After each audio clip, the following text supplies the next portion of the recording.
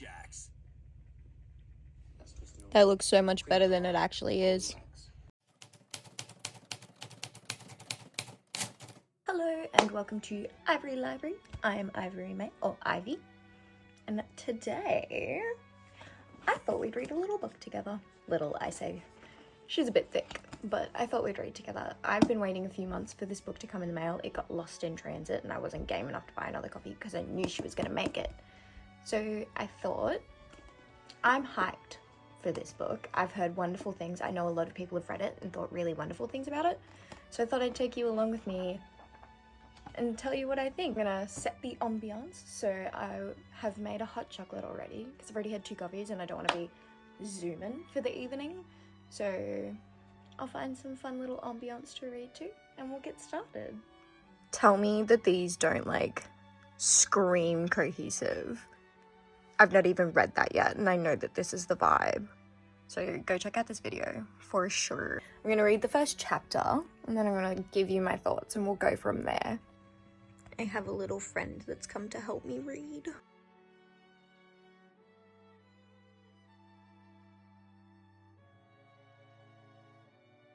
I've officially read the first 2 chapters because I didn't feel I had a good enough, not understanding, like I felt like I wasn't really connected after finishing the first chapter. I was intrigued, but I wouldn't say I was connected to it. But holy moly, did the second chapter pick up. I genuinely, this is gonna sound like a weird freaking connection. The first chapter kind of reminded me of the start of The School for Good and Evil, particularly the movie. Like, that's all I could see in my head when I was reading it. But the second chapter, particularly getting to know Nightmare a bit more, and the scene with the thieves, I really like it. I'm not gonna lie. I really like the dynamic between her and her father, and I love the dynamic between all the characters, and I really love the way that her and Nightmare communicate. Like, I'm gonna read a bit more, and then I'm gonna get back to you guys, because I am invested. I think this author is a wonderful example of simple but effective, because in my dreams I was in an ancient room covered in vines. The old wooden ceiling had rotted, revealing beams of light beneath a canopy of green.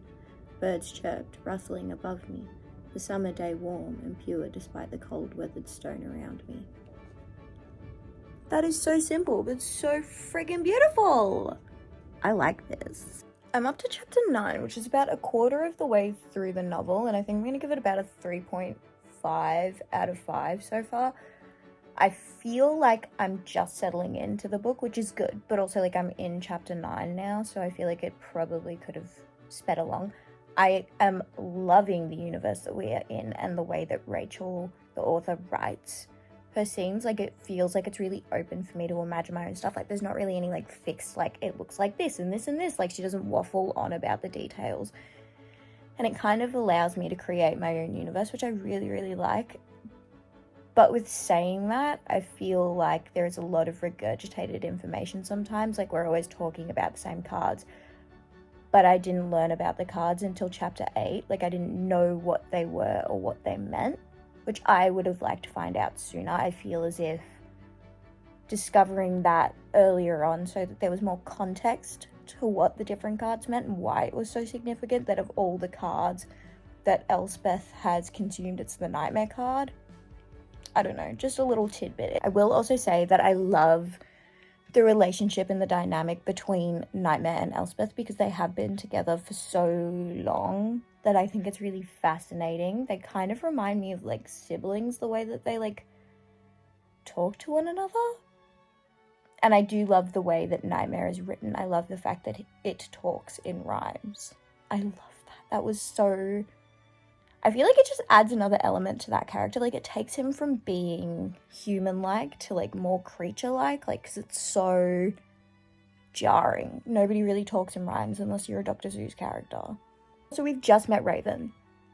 And I like him. I think he's a very cool character. And I'm really, really... like, there is a lot of potential for him to be really good. And I'm rooting for him and Elspeth. I ship it. I'm not gonna lie. The interrogation scene? Shoddy. I honestly think I'm just going to power through, and if I feel the need to update, I will, but I really want to just, like, keep going. Bitch, I'm back already. She's sitting with the youth. A squeeze?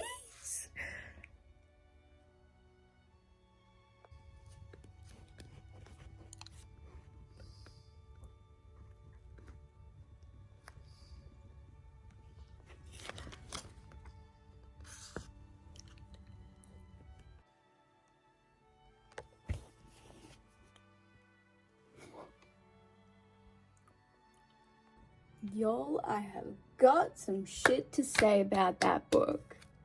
That might have actually been one of the easiest 5 out of 5 stars I've ever given in my life. Except, how dare we leave it that way?